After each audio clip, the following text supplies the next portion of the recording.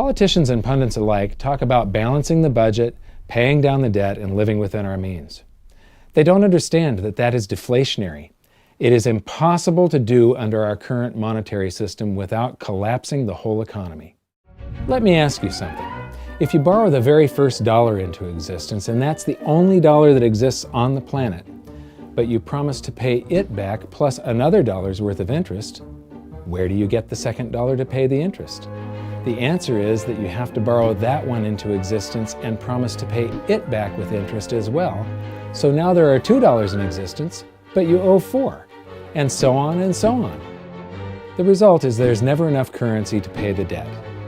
There is always more debt in the system than there is currency in existence to pay the debt. Therefore, the whole system is impossible. It is finite. It will come to an end one day. What would happen if the government stopped borrowing to do deficit spending? Are the payments on those treasury bonds going to stop? What would happen if the public stopped borrowing and going deeper into debt? Are your house and car payments going to stop? No. There is a payment due every month on the principal plus the interest on every dollar in existence, and those payments do not stop. If we stop borrowing, then no new currency is created to replace the currency that we used to make those payments. Whether you're making a payment on a loan or paying tax to make a payment on a bond, the portion of the payment that goes to pay off the principal extinguishes that portion of the debt. But the debt also extinguishes the currency. Currency and debt are like matter and antimatter. When they meet, they annihilate each other. If we just pay off the principal only on all the loans and bonds that exist, the entire currency supply just vanishes. So if we don't go deeper into debt every year, look what happens. The whole thing goes into a deflationary collapse under the weight of those payments. Politicians and pundits alike talk about balancing the budget, paying down the debt, and living within our means. They don't understand that that is deflationary. It is impossible to do under our current monetary system without collapsing the whole economy. This is why any talk of a debt ceiling is not only ridiculous, it's delusional.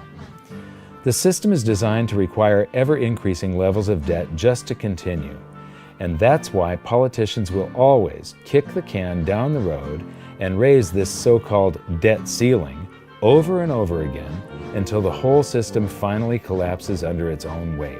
In other words, they don't want it to collapse on their watch. The Founding Fathers of the United States knew the dangers of central banking and fought to free themselves from this very thing. The Revolutionary War started out as a tax revolt, but now we must pay tax just to have a monetary system.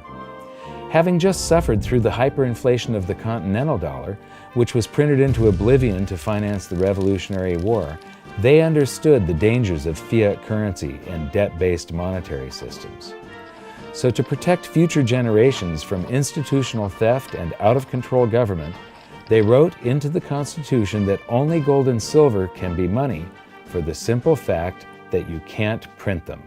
Our current system is not only unconstitutional, but it robs us of the liberty and prosperity our forefathers fought and died for. We are all feeling the effects of ignoring the Constitution right now. By forcing more currency into circulation, our purchasing power is diluted. Inflation is a slow and insidious stealth tax that is simply the result of this debt-based monetary system. This system empowers and benefits those who create the currency and receive it first, as they get to spend it into circulation before it has an effect on the economy. They're stealing purchasing power from you and transferring it to the banks and the government every hour of every day because of this false monetary system. And it's not like the people at the top don't know this. To quote the Federal Reserve, the decrease in purchasing power incurred by the holders of money due to inflation imparts gains to the issuers of money. This is a fraud. It is a pyramid scheme, it is a Ponzi scheme, it's a scam, and it's a lie. Our entire monetary system is nothing but a form of legalized theft. But here's the biggest con job of them all. The Federal Reserve is not federal, it has stockholders. There is no federal agency that has stockholders. What's a stockholder? A share of stock represents a percentage of ownership in a corporation. So the stockholders are the owners of that corporation. Therefore, the Federal Reserve is a private corporation with owners.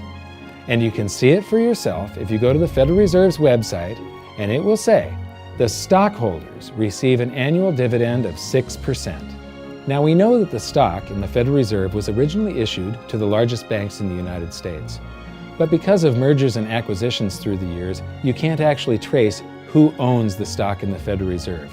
That's a very closely guarded secret. My guess would be that the owners are those primary dealers.